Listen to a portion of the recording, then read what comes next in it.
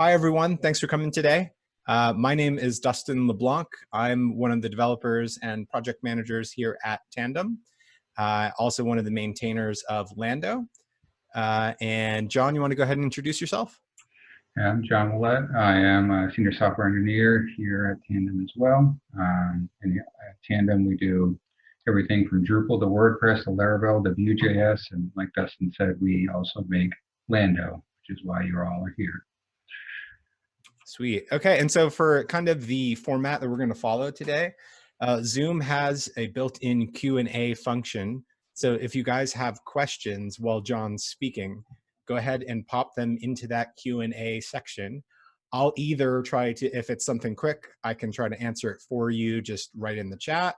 And we'll try to highlight some of those questions to when John gets to a stopping point in this presentation. We'll have him go ahead and answer some of those as we have time for and as makes sense. So without further ado, here is John. Thank you. All right, so we'll go ahead and get this started. Welcome, everybody. This is the first part in the migration series. We're going to be covering the basics with setting up a Drupal 8/9 migration and debugging migrations within Lando. As mentioned earlier, I'm John Oullet, Senior Software Engineer here at Tandem. Already kind of went over everything. A little tidbit about myself. I'm also enamored with celebrity gossip, drama, and dank memes. So in this webinar, I'm going to show you all how to set up a second database container, which will house in this instance, a Drupal 7 database for the migration source. I'm going to go over the quintessential modules I typically use within a migration. I'm going to show you all how to get the config from the Drupal 7 site and what to do with it, and go over the little parts of it and whatnot. And I'm going to show you all the Drush commands that I typically use for the migrations I run. And then finally, I'm going to show you how to debug the migration through the UI and the CLI. And this all is a culmination of myself and Tandem doing well over 30 migrations from Drupal 6 to Drupal 7 of all sites of all shapes and sizes into Drupal 8. All right, so let's get going. And just as another tidbit, I have the source code for this migration on our GitHub. And if y'all ever want to check it out afterwards, I'll push up the rest of the examples for this as well. All right, so everybody here is, I hope, is familiar with Lando. And if not, this is what your Lando, a very basic Lando file will look like with setting up a migration. We have our typical config using the latest PHP 7.3, Nginx, and the Maria database, and then I set up the second. John. Yeah. Your screen's not sharing, just so you know. Oh, I should have did that. Sorry about that.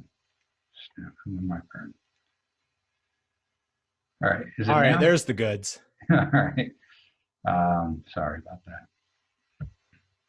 Okay, so here is a typical looking Lando file.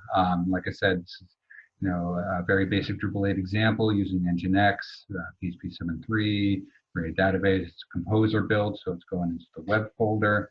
And then down here is the good stuff where we're setting up the services, which will indicate the second database. And I'll go over this in a minute.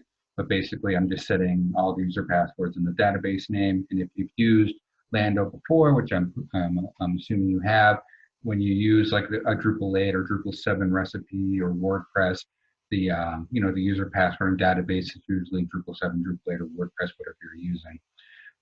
So not that dissimilar. And also to get this all working, in your settings.local.php, you want to set up a second database string like this. And I'll exit out of here and explain this a little bit really quickly. So here is my Lando file for this migration webinar. It's a little more robust than what was on that card because I couldn't fit all this in here anyways.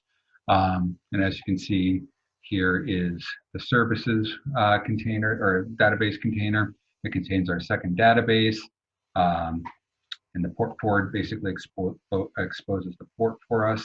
And then as mentioned, I also have a settings.local.php set up in my default folder, which contains, as you can see, the database username and password, and the host name will be the name of the service that you call it up here. And then as you can see up here, I added a second, a key called migrate. And the reason why is because the Drupal migrate module that comes in core knows that if you use the migrate key, it will use this as its source for the migrate, the migration that you're doing. And you can actually find this out by coming over here to the SQL base, which is kind of pretty much the base class within the migrate module in core that almost every source works off of. And if you read through the doc block, you'll see up here that the database key name defaults to migrate. Now, you could change this if you want to, and then in your migration YAML, which we'll go over in a little bit, you could identify another key. There's really no reason to do that. But what this means is you could actually migrate from multiple database sources. I haven't done that yet, but I could, based on this alone, that is totally possible. So it's pretty cool. So it's a very powerful system that you can do a lot of cool things and stuff with. All right. All right, so now the next part is actually getting the database into our system. Now, if you, when using Lando, you probably use the Lando db import command, and then you just use your db file at the end of it. However, you can specify, the host and username to import that database. Now, I'll go ahead and do this right here so you can see this happening. But so I had created a really simple Drupal 7 site the other day to kind of get all the config and fun stuff like that. But that's that is our database right there. So we'll go ahead and do Lando db import 7db user 7db. And it's importing it now. I had already had it in there, so it's dropping all the tables. And in 2 seconds here, our database will be in there. So great. So now you've pretty much set up your old Drupal 7 site into your new Drupal 8 site with a second database. And the reason why we want to do it this way is because setting up a database externally, it's very clunky, and it takes exponentially longer to do stuff, especially when you have larger data sets that you're trying to migrate. So by doing it this way, it's way more efficient and quicker to do it locally. So that's that. All right. So are there any questions? So far, we don't have any questions coming in from anybody, John. Remember, if you guys have any, there's a section in Zoom that's specifically for Q&A, or if you have anything that comes in via chat too, we can address those. But one thing that I wanted to point out for people, in case anyone wasn't sure where that database dump that John is working with is from, he's downloaded this database dump from wherever the old site is hosted, and that's actually getting ported. Yeah, he's putting that directly in the root of his site's application folder, and that's why he's able to just import the file straight from there. Yep. We have a question from Kathy. Are all these steps and commands in GitHub? No, somewhat. I'll go over that in a minute. So, all right. Okay. Yeah, I assume so. There's the presentation file that John has. I think a lot of it's going to be in there, but we'll make sure to summarize this so that you guys can get the same steps in text. Yeah. All right. Carry on, sir. I will. Let me share my screen again. All right. So now the next part to go over this, now that we have this all set up, is the modules that you will use. And to help everybody along, I also created a migration boilerplate a couple of years ago when I gave this presentation, I believe it was at Florida Drupal Camp, that contains a really good start state for migrations, and that kind of answers the question, are the steps outlined, and it is on this GitHub repo. So if y'all want to go up there and grab it, you can. And it has a little more extra than just a module, and you can check it out. But anywho, so with Drupal migrate, when you're doing a Drupal migration, you technically only need the Drupal core migrate and migrate Drupal modules. But your life, it will be extremely harder to like transform data, set it up, stop certain things from migrating, doing whatever you need to do. So with that, there's a suite of modules out there, and these are the 3 other contrib modules that I use with every single migration. Migrate Plus is the best of all the contrib modules because it allows us to export our migrations as config entities, which is very powerful. And it also comes with a host of other source, process, and destination plugins, which I'll go over in my next webinar. And it also allows grouping of configs, which makes life exponentially easier when you are looking to run migrations over and over and over again. Migrate Tools gives you all the Drush commands, which you can run this all through the UI, but it's really not recommended unless you have a very simple migration. And then the migration upgrade module is only used one time, and it gives you the migrate up command, Drush command, that you need to get all your initial config over. So that's it. Again, Migrate Plus is the best one. Gives you a whole bunch of stuff. Go check it out. I don't really understand why it's not part of the core stuff, but to each their own. Migrate Tools allows the Drush commands, and Migration Upgrades allows us to get all our config from our Drupal 7 site over. All right, any questions on that? Nothing new coming up. We did answer a question just a second ago in text about performance of doing this locally versus on a remote system. The answer I gave is that, yeah, given that you're running a robust system that's running Lando, like John's laptop, it'll be a lot faster. If you have a system that's running Mac OS or Windows and it doesn't have a lot of oomph behind it, you might actually get slower migrations this way, but yeah, it just depends. It depends. Like I have a system 76 system that runs Linux, so my system is very, very fast. You can, like, we use platform.sh for pretty much all our Drupal 8 sites now, and you can set a second database container in there and do it up there. The problem you'll run into a lot of times is you'll have memory timeouts. And it's always been an issue when I've done Pantheon to Pantheon and platform to platform. And it's just sometimes, especially when you're doing a lot of migrations, just to run it locally. But yeah. Yeah, Jason Acuna also asked about removing Xdebug. I assume that essentially we have Xdebug turned off when we're not using it, and that we're turning it on when we do use it. Correct. Yeah. Got it. If you have memory issues, just don't leave Xdebug on unless you want to debug the config, because it is a ginormous memory hog. All right. Any other questions? We also got a follow up. What's a lot? I'm running Mac OS on a 6-core MacBook Pro. That's a good amount of system resources. If it were running Linux, it would be even faster. Yeah. But yeah, there's some performance degradation just from the file system that Mac OS uses in terms of what's used with Lando and Docker in general.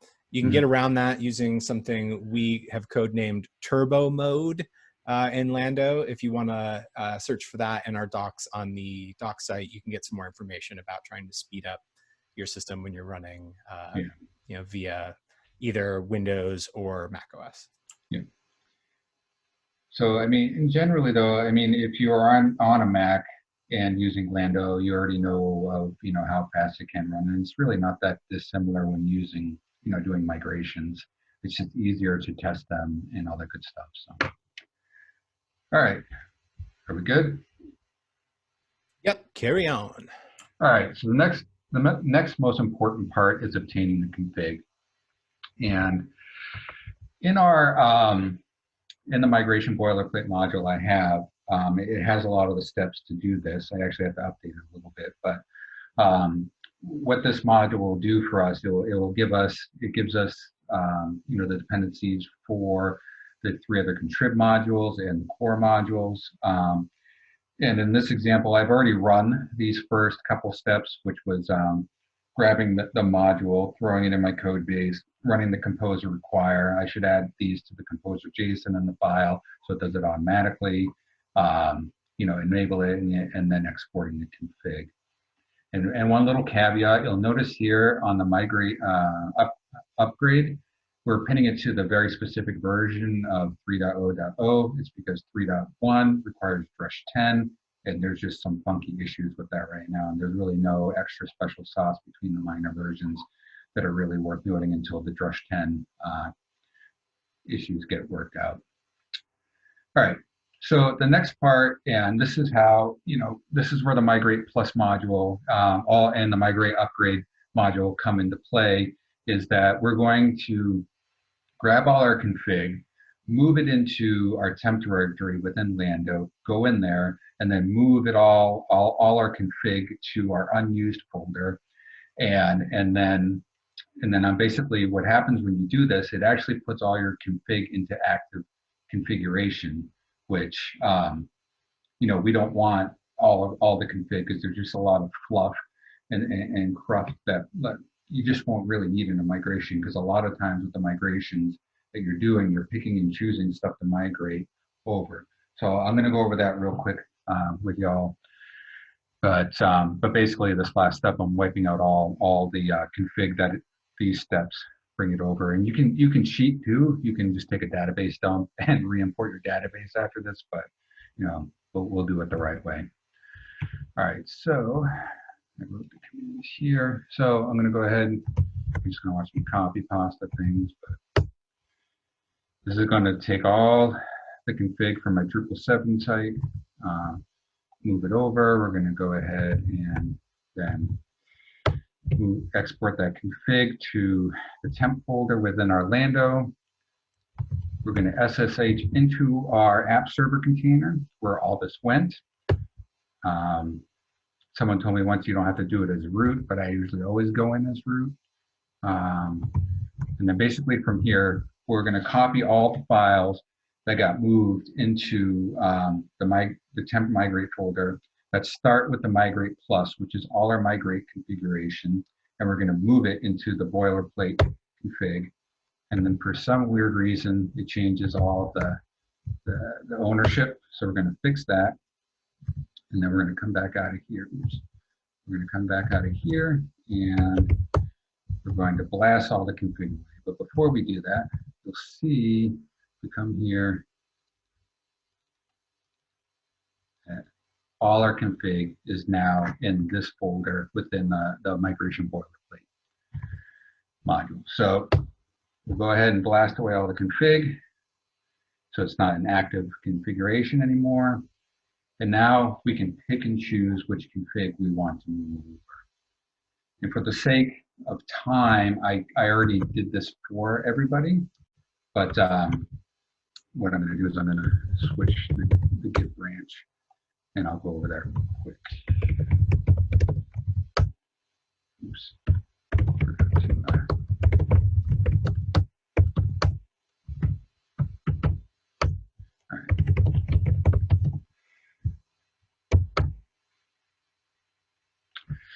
All right, so what you do in this instance is you will pick and choose what migration settings you want. And the way I usually do migrations is we want to move the structure over. So that'll be your entity types, node types first. And there's a handful of files that are always the same when you do this. If we come over to my config folder and come down here, we can see that we have the field formatter settings, field instance widget settings, and node type. Those are the main ones that will move all your fields, your node types, and everything over. when I went over the modules, I talked about grouping. So if you actually look at one of these config files, they whatever. You can see this is what a config file looks like. So up here, a lot of this you won't ever really touch up here. You can add different migration tags, but I've never used them. All this other stuff is pretty much the default configuration that comes when you export this. And then here's the migration group. So I usually group my migrations into the usual things. We have the node prep, which is those 5 examples I just showed you. Then we have taxonomy, paragraphs, nodes, files, any specific entities that we want to run in whatever order you want to do them. So, but this is why migration group is very important. I'm going to show you when we go over the Drush commands how to utilize that. And then the rest of this is you have the rest of your migration YAML will have 3 parts. You'll have the source, which is where everything is coming from. That's what I talked about in the first example with the SQL base. This plugin, the D7 field, comes from that SQL base. Then you have the process. This is the part that takes all your data and transforms it into whatever needs to, perform ETL on it and get it into the Drupal 8 database or prepared for the Drupal 8 database.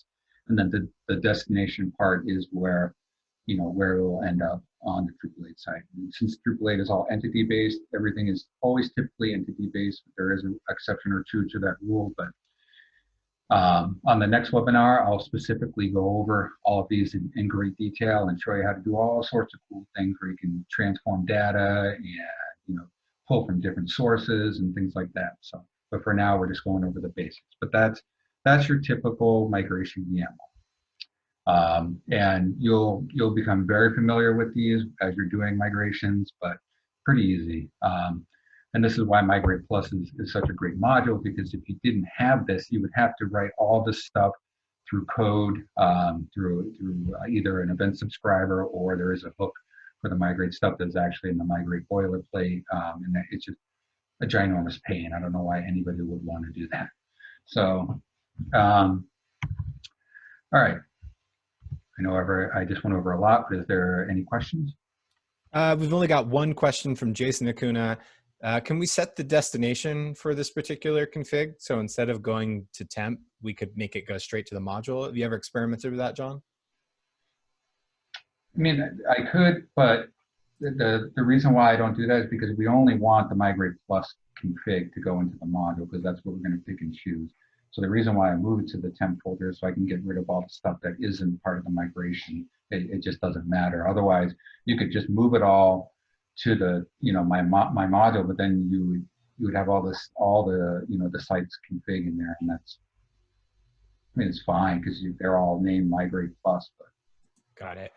We have a question from Rick Hood. I'm working on a migration now where more or less doing it this way, but we need to get D7 files into D8 media. He also posted a link to a module called the media migration module. I know we've got experience doing that, migrating files to media entities. That's probably, I'm guessing, John, something that might be good for a follow-up webinar to, as an example of ETL transform. Yeah, that's not necessarily on this webinar. But to answer his question really quick, if you go to our blog, I actually wrote a blog article, how to transform files to media, and you want to use Migrate Plus's entity lookup and entity generate process plugins, and that will get you all the way there. Great. I'll see if I can find a link to that blog post and pop it in the chat for anyone who's curious. Yeah. All right. Any other questions? Nope, that's it for now. Right on. Okay. How are we doing on time? We're sitting at 54 after right now. All right. So the common Drush commands, there are some extra commands in this, but they're very rare instances where you will use them.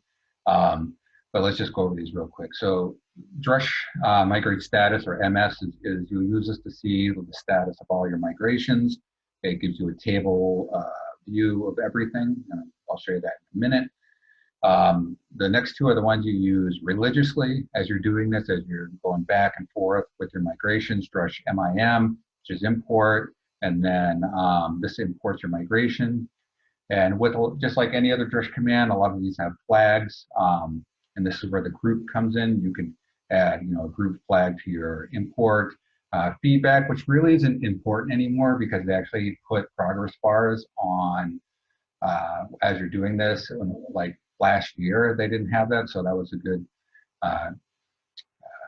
flag. And then limit, you can actually, if you're just testing, like I want to see why this isn't working and I need to debug, so I'm only gonna push 5 things over and see what happens. The migrate rollback rolls back your migration, and that's the great part about doing migrations with Drupal in general, and especially Drupal 8, is we can go back and forth. So you could roll your data in and out, change config, and redo it over and over and over.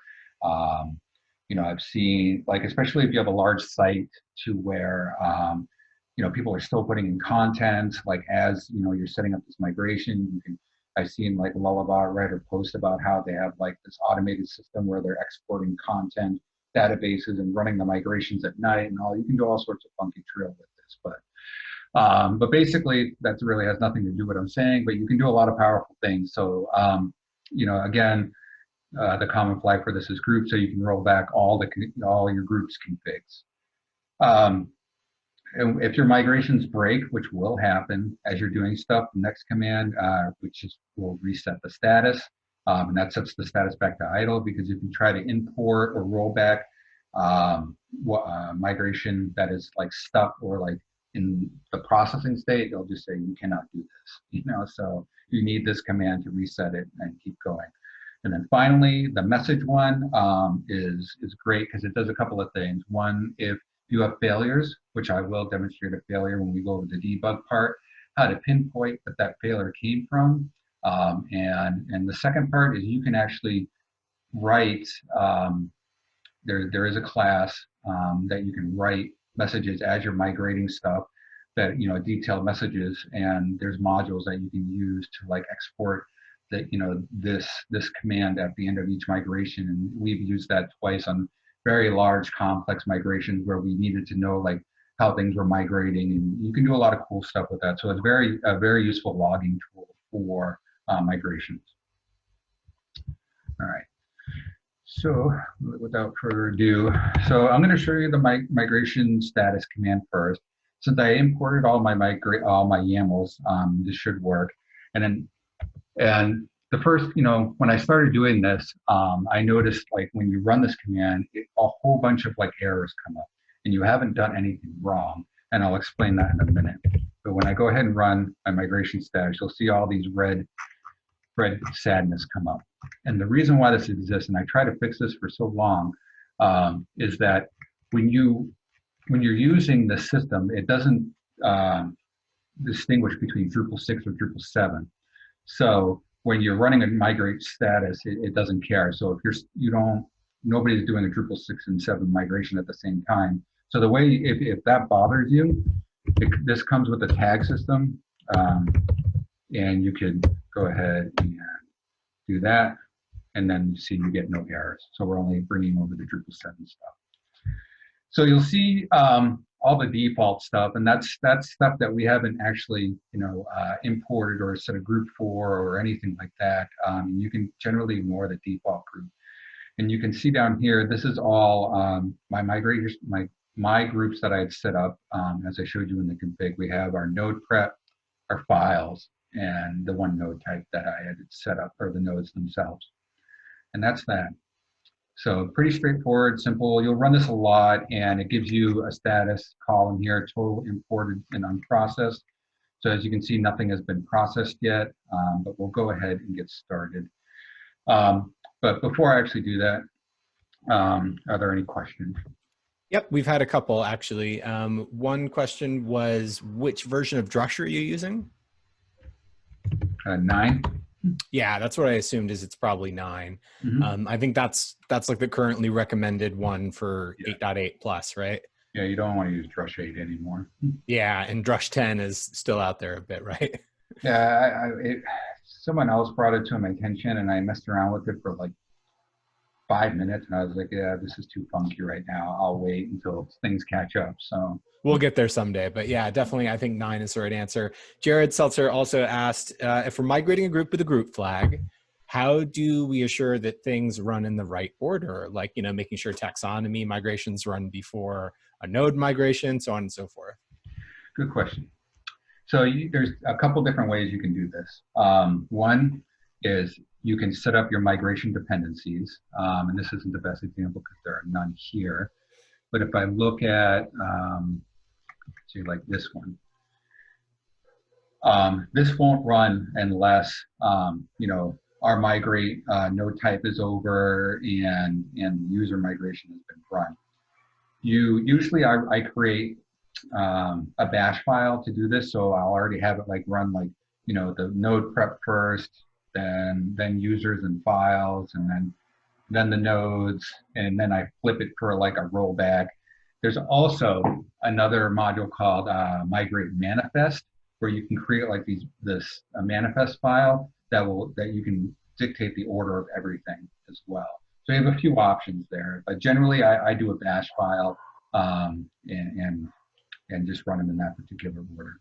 Yeah, and if you, for some reason, you don't do the migrate dependencies, and if you make a mistake, you'll just get errors that get thrown, right, John? Yeah, he'll yell at you. He'll be like, what will happen is things won't exist, like entity types won't exist, like just failures across the board.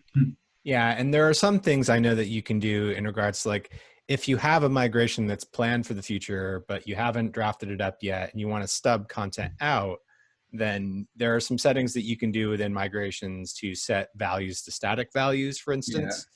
Yeah. So that's another option if you're kind of just trying to test things out. You're not like, say your users are really complicated and like, you're like, I'll do that later. You can stub them all out to user 1 and then rerun the migrations later once you write the user migration. Yeah. And we also, go ahead, John. I said I'll go over constants in the next migration webinar. Great. Yeah. And Rick Hood also asked, are widget and formatter settings required imports, or can you skip them? You can skip them. You don't really need them, but I usually just do it just because I have OCD. So there you go. Yeah. It'll make sure that there are less surprises, that stuff is going to come across more or less as it was on the old site. And there are some caveats, and I'll just kind of skip ahead here, but come down here in the migration formatters. If you need to like transform the formatter type, you can use, like, this is, I'll go over this in the next webinar, but it's good to bring it over because not everything maps 1-to-1 between Drupal 7 and Drupal 8. Yep. So yeah. Cool. Yep. That's all we had for questions for now. Please continue, sir. All right.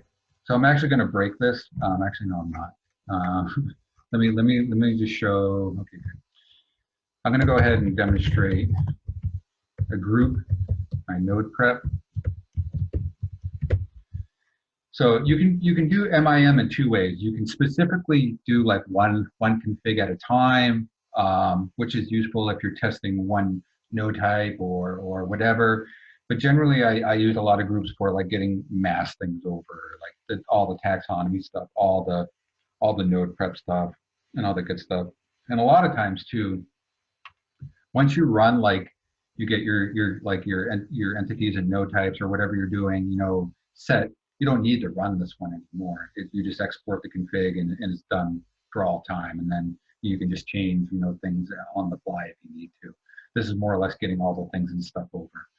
So when I go ahead and run this, you'll see there's the progress bar. It's coming up, and it just ran all those 5 things for me. Now, if we actually go look in the site,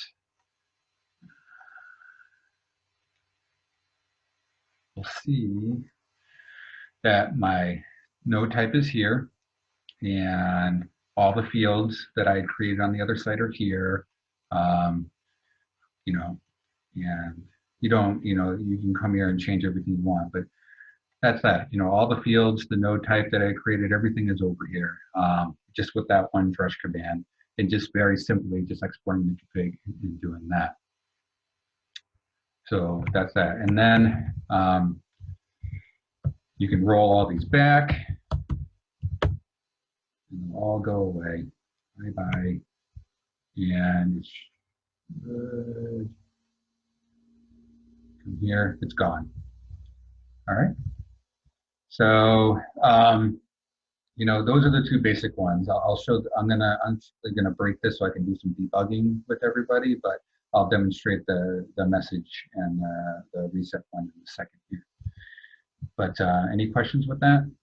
Yeah, we got a question. I know there's an execute dependencies flag for Drush MIM. Does that work with group? In other words, will it cause the migrations that are dependencies to run even if they're not specified in the group? Explain. I'm not sure what you're asking. So the Drush MIM command has an execute dependencies flag, and they're wondering if that would work with the group Oh, run. yeah. I know what you're saying. Okay, yeah. I haven't used that in a long time, but. Yeah. So that might be a nice way, like an add-on flag that you could add in case you couldn't remember what, you know, your dependencies are to make sure that they get run first. Yep. You can do that. There used to be a skip dependency or forced. You can use forced if you really just want this migration to run, and you can ignore all the dependencies too. Right. Yeah. Then you'll just get a bunch of errors, but it'll run. Yeah. And just like any, you know, Drush command, you can run the, you know, the flag help and get all the fun stuff. Yeah, and things like that. You can run it by groups, and if you want to do things by tags, I don't really do that. There's the other ones. You can actually even do stuff like we had to do this for one client where we only wanted to test specific IDs. You can, you know, based off the entity ID of that's useful in node migrations or whatever you're doing, all the good stuff. So. Makes it real easy to sort of spot check specific content. So if you're looking for, we have an example page on the old site, we want to see how it comes across on the new site, you can migrate just those pages. So that's really handy. Yep. Any other questions? Yeah, I actually just to follow up. Yes, it's the source ID that we're talking about. So I think that would be like the node ID on the D7 site, right, John? Yep, the entity ID. Great. Yep. Pretty powerful. You can do a lot of cool stuff with this. So, you know, that's it. That's the very, very basics of a Drupal migration. By following those steps, you know, you could easily get a site over and do what you want. You know, that, like I mentioned in the next webinar that I'll have in a couple of weeks, is I'll go over like all stuff like actually like transforming data and doing cool things. Like I'll go over examples like migrating a body field to a paragraph. And if someone wants me to do, you know, a file to a media thing, I can show everybody how to do that. And once you start doing really complex stuff like that, these become very simple-ish to do. You know, that even though I've done a lot, almost 3 dozen of these now, I still get whammies here and there. And it's, you know, it's just because the data is usually bad on the old site. But anyways, and the reason why you become proficient is because you're able to debug. And so we want to use Xdebug. You can throw var dumps in your code if you want like a quick and dirty, like how is this coming over, you know, and I do that occasionally, and that boilerplate does come with a process plugin that will give you like the final value of whatever you're trying to use if you use that process plugin. And that's the quick and easy way. But generally, like if things start to get a little hairy, or if you want to understand the process or whatever, you know, want to go in a little bit deeper, then we need to use Xdebug. So I'm fairly confident people know that.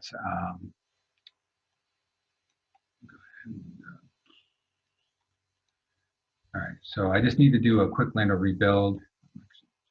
Second.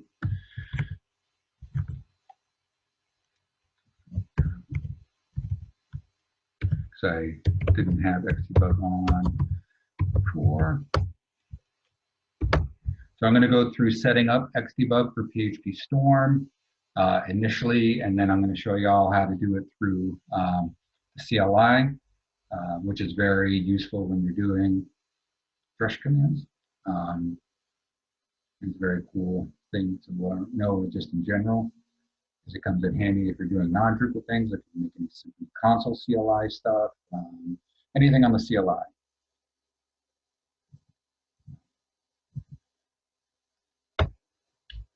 But wait for this to start. Now, and I'm also going to show everybody too, real quick, a couple of things that could happen where Xdebug doesn't start, and it seems a fairly regular occurrence, especially with the newer Bitnami containers. But all right, so now Xdebug is good to go technically. So we're going to come in here, and this is how you get Xdebug working for PHP Storm. You want to come to File and then Settings, and then you will come over to Languages and Framework in PHP. And what we're going to do is we're going to set up our interpreter. So you click the double or the triple dot arrow over here, hit the plus from Docker, Vagrant, whatever is all up there. You want to click Docker. You should auto detect based on your PHP version that this is on Nginx in 7.2. Go ahead and hit OK over here. So now this is an issue that I see all the time now. You'll notice here that it does detect our PHP version, but the debugger is not installed. So technically, Xdebug won't work. This is how you fix that. I'm going to go ahead and get out of here real quick. We want to go in and grab our I don't even know what these called, SO files. We're going to SSH back into the container. We're going to run this command, and this is going to give the extension to where Xdebug is. And once you do this once, by the way, as long as you don't nuke your PHP Storm IDEA file, you should be good to go. All right, so we're going to come back in here. We're going to throw that right there in the debugger extension part. We're going to hit this thing right there. It updated the PHP info, and look, yay, Xdebug is working. All right. So that's that. So now Xdebug is technically set up and ready to go. And for quick and dirty way to do this, I just open up the index file.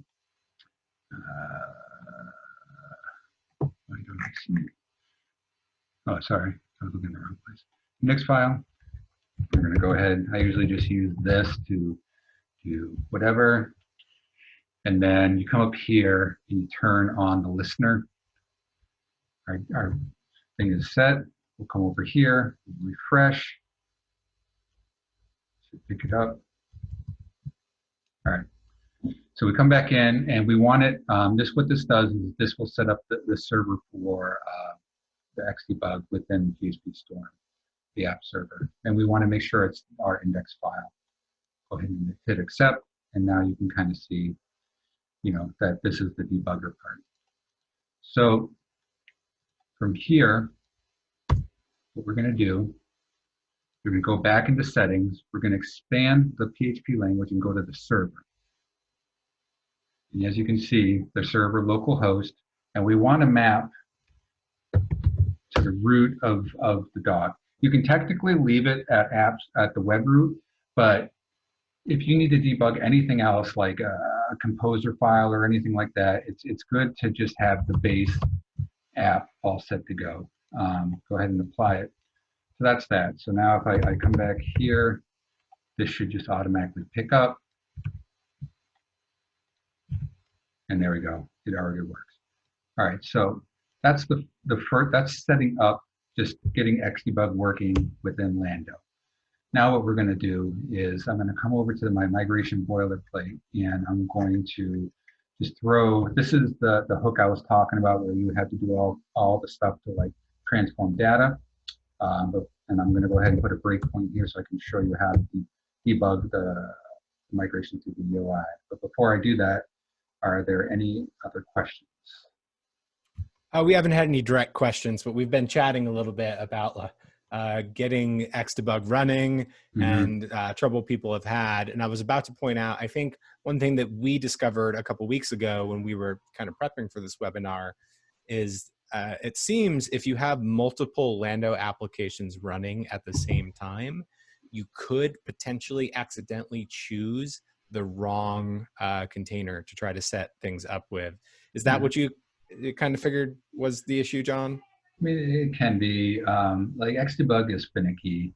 And I am going to write a blog post on the Lando site that pretty much breaks down every use case where it isn't working. And another thing that I've found, and I forgot to go over this real quick, is if you create like a lando.php ini file, throw it in your root, and then throw this in the file. One, you can see why your Xdebug is not working, and this generally is like the fail all fix to see like why is this not working. And I had to use this occasionally. Like WordPress sites for some reason have trouble, and this usually fixes the Xdebug as well. But probably within the next week, I'll throw this up on a blog and we'll send it out to the Lando Alliance. Yeah, definitely. And it's and for anybody who has pain getting Xdebug working, I've definitely had mixed results myself, to the point where I often don't use it anymore. But John is the king of getting it to work. So I always get it to work. We also had a couple of questions from Zach Rothman. Do we prefer the hook implementation to the prepare row in the source? Yeah, prepare the hook to implementing prepare row. I'm guessing we're talking about hooking into like before migrations. Is that what you were showing on screen, John? So this is the hook migrate prepare row. It's just the general hook that you use for whatever you're doing with the migration. Right. So I guess the prepare row method would be if you were defining your own custom migration class, then you could actually modify what the prepare row method is doing. And I think just in this case, we're not doing that. Is that right, John? I don't really know what you're asking, but yeah. So you can, if you're defining a custom source class, like if you had some sort of odd source, you could actually write the class in a way that it extends and writes its own prepare row function. Well, if you're using your own source class, you're extending the base source class within Drupal, so this will automatically be there anyway. There would be no reason to do this. Yeah, exactly. This alter is or this prepare, whatever, is somewhere within the SQL base class or slightly like above it as far as that goes. Yeah, so I think that definitely that kind of answers why we're doing it this way. Since we're not writing a custom source class and we're not overriding the custom source class, we're doing it this way just because that way we can just hook into the existing. Yeah. I mean, I'd have to look into that. It's a good question now that I understand it. Is maybe if you're extending the very base class, it may not be there, and you would have to write something. But again, you're making life more difficult than it needs to be. Yeah. If you're migrating from something that's not Drupal, then you might end up doing a bit more of rolling your own source classes. But yeah, in this case, we're just doing D7 to D8, so we can kind of stick a little bit closer to what core does by default. And even if you did a WordPress one, which I've done, you still use the SQL base, which does have this. But all right, going down a rabbit hole. Anyways. Anywho, yep, that's our questions for now. All right, so within the structure part of this, all your migration fun stuff is here. So as you can see, all of our groups are right here. This is why I like groups, because it makes life much easier. And we can come over here and we can list all our migration types and fun stuff like that. So if we come over here, I can import them, roll them back, stop them, reset. But before we do that, I'm going to go ahead and put a debug point here. And this should hopefully stop when I try to run this. I'm not sure if I need to roll them back again. Oops. That's no good. I didn't actually test this part before. Let's see why that broke.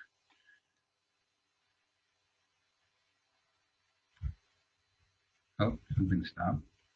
I don't know why. Yeah, it looks like there's a debug session open in the window there. Yeah, I clicked on the wrong thing. I'm just curious why it broke. This is why I don't do migrations through the UI.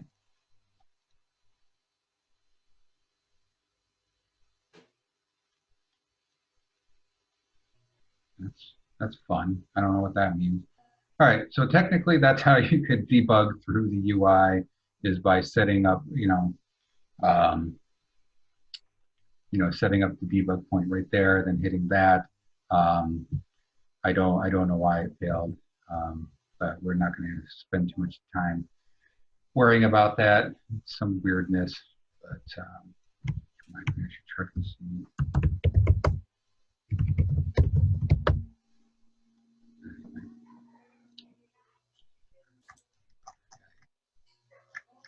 All right. So now I'm gonna, in all, if it worked, the migration would have stopped right here at this breakpoint. Everybody would have been happy in that. So I'm going to show everybody how to migrate, debug through the CLI, which is more important, anyways. So you can set this override within your app server with the PHP IDE config, and you get the server name from the server name right here. This can change every once in a while, but it's typically always localhost. So that's what you put right here, and then we'll just do a rebuild real quick. So that takes, and while that's doing that, when I created the Drupal 7 site, I inadvertently forgot to set something up, so I had to throw this this part in, which will actually break the formatter setting, which is good for us, so we can actually debug things. So once this is done, we'll go ahead and go through, and I'll show you how to debug through the terminal. And I'm sorry that broke. I didn't test the UI thing because it usually always just works. So Xdebug is a fickle mistress. yeah, but that was a weird Drupal error. Maybe I forgot to clear the cache. That's probably it. I probably forgot to clear the cache. It's always clearing the cache. It's probably switching around so much, and I don't really care. So all right. So if we come up here, I'm going to go ahead and run my node prep again, and one of them is going to fail. There we go. All right, so this is what a failure looks like during a migration. And we're going to, how to look at that is I'll go ahead and copy that. I'm going to come over here, throw that in. It basically is saying this input should be an array. Now this message comes from one of the process plugins. And if you come into here, you can generally find where the error comes from. And the fun part of Drupal 8 is there's 42,000 test classes, but I know from using this that this comes from the extract plugin. So we'll come over here, and here's our error. This input should be an array. All right, so let's see why this is happening. If you go to the very bottom of your PHP storm, there's a thing called terminal, and it brings up a terminal. So I'm going to go ahead and roll back the configs. Let me make sure that one isn't stuck, which is good. They're all idle.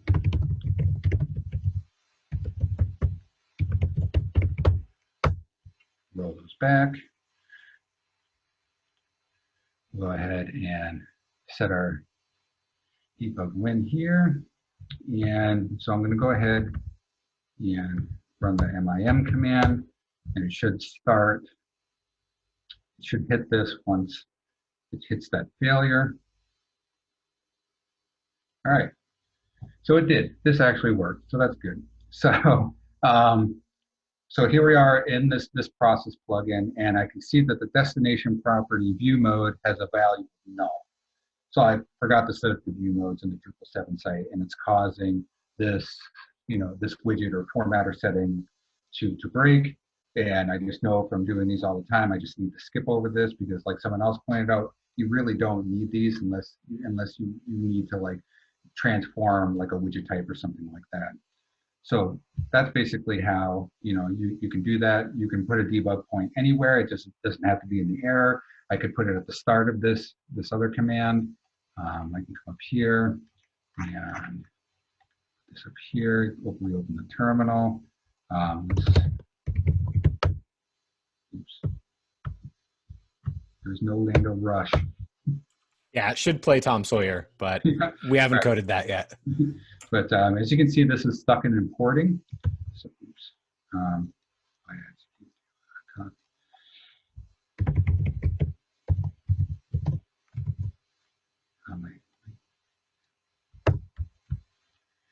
My paste, my normal commands don't work. All right, so then if we come back, I'll reset it to idle. See, it's an idle. I can go ahead and roll it back. And go ahead and run it back, and it should stop right at the top here of this prepare hook row. And there we go. So, from here, you can look at all the stuff you want, but it has, the source body and everything that you need. And like I said, in the next webinar, I'll go over this very much in depth and, show you how to like really do a lot of cool stuff with this. But all right, that's that. So that's debugging. I believe I forgot to clear the cache, and that's why that can't find this one migration plugin thing happened. So, but to do it through the UI, you come over here. And that's that. I got a quick question, John, about why you use why you throw the debugging statement in as a separate variable assignment in there. I'm weird like that. Like it's what I was shown like 15 years ago, and I've used it ever since. So yeah. you don't have to. You can throw it on something else. I'm just weird like that. One reason I think it actually works out good, and this is what I answered in the chat, is that by putting that assignment there and breaking on that assignment, you're sure where you are in the code. If you put it on something like an if statement or a for each loop, depending on where you throw the debugger, you might get confused as to where you're actually stopped in the function. Yeah. Whereas in this additional variable assignment, there's no question what scope you're in. Yeah. Yeah. Anywho, carry on. Yeah, Dustin's absolutely right. You want it to stop where you want it to stop. So that's debugging. And once you figure out debugging, and with a little Google foo, you can win any migration. So as I mentioned, I kept mentioning the next webinar, which will be in 2 weeks. I'm going to be diving into all the source, the process, and the destination plugins, and show everybody some really cool stuff. We'll send out the invite early next week if everybody wants to come back. But if your organization needs any help with your migration, here's my email again. Please, reach out to me and we can talk and see what could happen. But are there any other questions? So far, we don't have any sitting in our question queue. I appreciate some of the chat message we got. Got some kudos from Creston and Rick Hood. Thank you guys. We appreciate it very much. But yeah, if anybody has any other questions that you can't think of off the top of your head, you can feel free to email us at that email John gave you below, or Dustin at thinktandem.io as well, and we'd be happy to answer those. We got a question from Creston: when is this recording going to be live? I don't know 100% when we're going to upload the video. After we finish this, I'm going to see what our recording looks like. I might do some editing just to make sure it's nice. And we'll give details following up later, probably with everybody, whose name is in our list for this, to let you know where we're going to make the video available. Yeah. And also too, if you go to the Think Tandem blog, if you haven't checked it out, I've written maybe 20 blog posts on different migration scenarios so far. It's a good source. And again, just reach out. We've worked with other organizations where we partnered with their dev team and helped them, win complicated migrations. But again, we'll be doing another webinar in 2 weeks. We'll probably be doing a couple while the pandemic's going on, and maybe even to the future, who knows, but please come back. Yeah, and definitely if you guys have any particular topics or questions that you would like to see more content on, let us know. Like John said, kind of because everyone's stuck at home, we're probably going to be trying to do this more frequently. Topics related to Lando itself, how we've developed Lando, how we use Lando to do things, any questions on CI, DevOps setup, that's stuff that we have a lot of experience with, as well as things like decoupled Drupal, Vue.js, a lot of topics that I know not a lot of Drupal developers get to spend a lot of time working on, Laravel, any of those things. Let us know. We'd be happy to do future webinars on any of those subjects. Yep. But everybody, thank you for coming today. We really appreciate your attention. And thank you, John, for presenting this information to everybody. I know that it's helpful for me. I hope everybody else got something from it too. But yeah, we've got a couple of call outs, Lando and platform.sh. That's one we could definitely do. Yeah. So thank you. All right, All right. everyone. Thank you, everyone. Take Have a care. great weekend. Thank you. Stay Bye. safe.